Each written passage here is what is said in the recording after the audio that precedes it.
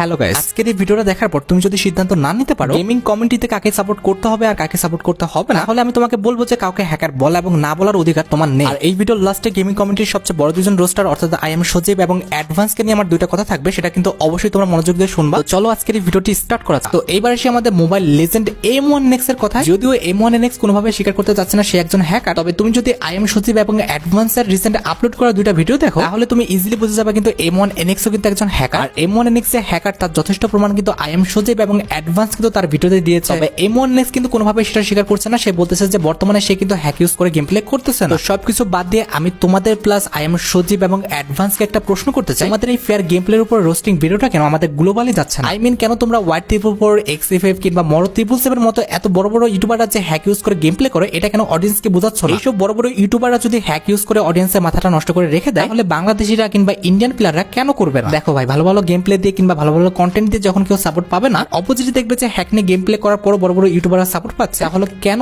আমি কিংবা তারা হ্যাক ইউজ করবে না? বাকি সিদ্ধান্তটা তোমাদের উপর ছেড়ে দিলাম। দেখো তোমরা কি করবা, তোমরা কি হ্যাকারকে সাপোর্ট করবা নাকি ভালো ভালো যারা গেম প্লে করে তাদের সাপোর্ট করবা? ওকে, ভিডিও ফার্স্টে যে ইউটিউবার প্লাস টিকটকারকে নিয়ে আমি কথা বলবো, তার ইউটিউব চ্যানেল কিংবা টিকটক আইডির নাম এলিয়ান জিন। এলিয়ান জিন বেসিক্যালি একজন টিকটকার, তবে বর্তমানে সে কিন্তু একটা ইউটিউব চ্যানেল খুলছে। তার টিকটক অ্যাকাউন্টে আমি একটা ভিডিও দেখলাম যেখানে AWM দিয়ে সে কিন্তু উদুম পাদুম মারতেছে, আর সবগুলো নাকি হেডশট। সবগুলো হেডশট না হলো মোটামুটি 90% যাই মারতেছে সবগুলো কিন্তু হেডে লাগতেছে। একজন মোবাইল প্লেয়ারের পক্ষে কি এইরকম টাইপের একটা গেম প্লে দেওয়া সম্ভব? ভিডিওতে মুখ জোর করে লাভ নাই, তোমাকে আমি লাইভে নিয়ে আসবো, তুমি লাইভে নিয়ে এসে র্যান্ডম যদি এরকম ভাবে তুমি মারতে পারো AWM দিয়ে হেডশট, তাহলে আমি তোমাকে মেনে নেবো। তুমি জিন, পরি, দরবেশ, তুমি যা বলবো আমি তাতে মেনে নেবো তোমাকে। প্রথম থেকে যদিও সে স্বীকার করে না সেগুলো হ্যাক ইউজ করে গেম প্লে করতেছে, তবে পরবর্তীতে তার অ্যাকাউন্টটা ব্যান হয়ে যাওয়ার পর সে কিন্তু নিজের লাইভে সে কিন্তু স্বীকার করে নাই যে তার অ্যাকাউন্টটা ব্যান করা হয়েছে হ্যাক ইউজ করার কারণে। চলো তার মুখ থেকে শুনবো যে এই যে গেম প্লে গুলো করতেছে হ্যাকার লেভেলের, এই হ্যাকার লেভেলের গেম প্লের রহস্যটা কি? আসসালামু আলাইকুম। এই ভিডিওটা বানানোর মতো শক্তি বা ওইরকম মন মানসিকতা একটু ছিল না আমার, কারণ সারা দেশ যখন একদিকে আর আপনি অন্যদিকে, তখন চারিদিকে শুধু অন্ধকারই দেখতে পাবেন। তারপরেও ভিডিওটা বানানো লাগলো আমার, কারণ এই 2-3 দিনে এত এত নাটক দেখতে পেলাম যে আমার কাটানো বাকি বয়সটুকুতেও আমি দেখি নাই। যদি এরকম পরিস্থিতি তৈরি না হতো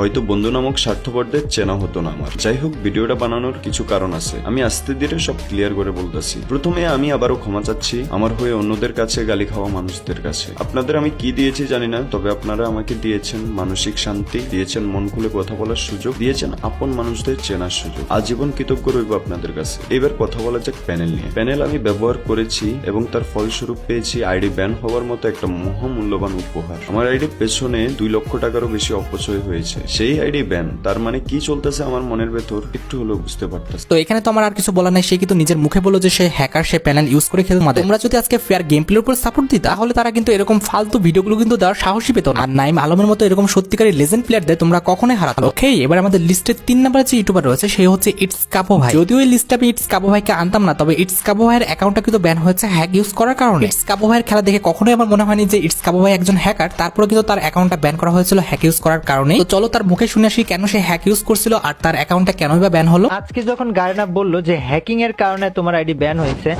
আমি তাদেরকে বললাম যে আর একটু কষ্ট করে আইপিটা, যে আইপি থেকে হ্যাক করা হয়েছে ওই আইপিটা একটু ট্র্যাক করে দেখবেন যে আইপিটা কোথাকার ছিল।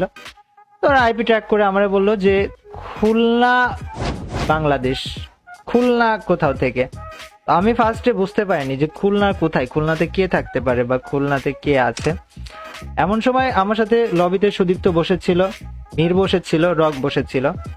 সুদীপ্ত বলল, কাবু ভাই রাশার বাড়ি খুলনাতে না? তো আশা করি তোমরা বুঝতে পেরেছো 2019-20 সালের এইদিকে কিন্তু গেম প্লের উপর কিন্তু মানুষের অনেক বেশি ফোকাস ছিল। ওয়ান ট্যাপ, হেডশট এগুলো কিন্তু খুব বেশি একটা প্রাধান্য পেত না। তখন যেহেতু বাংলাদেশ, ইন্ডিয়া, নেপাল সবাই একসাথে ছিল, যার কারণে কিন্তু গ্লোবাল টপে যাওয়ার জন্য কিন্তু সবাই অনেক বেশি কষ্ট করতো। আর গ্লোবাল টপে রাখতে হলে তোমার অ্যাকাউন্টটা কিন্তু অবভিয়াসলি কিন্তু 24 ঘন্টা অ্যাক্টিভ রাখতে হবে। তবে একটা মানুষের পক্ষে কিন্তু 24 ঘন্টা কখনোই সম্ভব না যে একটা গেমের পিছনে পড়ে থাকা। যার কারণে তখনকার সময় কিংবা এখনো কিন্তু বড় বড় ইউটিউবাররা টপে থাকার জন্য, গ্লোবালি কিংবা আমাদের রিজন টপে থাকার জন্য তাদের ছোট ভাই কিংবা আশেপাশে ভালো খেলে এমন প্লেয়ারদের কাছে কিন্তু তাদের অ্যাকাউন্টটা দিয়ে রাখে। ইটস কাপো ভাই কিন্তু এমনটাই করেছিল, আর তার ছোট ভাই কিন্তু তার অ্যাকাউন্টে হ্যাক করার কারণে কিন্তু তার অ্যাকাউন্টটা ব্যান হয়ে গেছিল।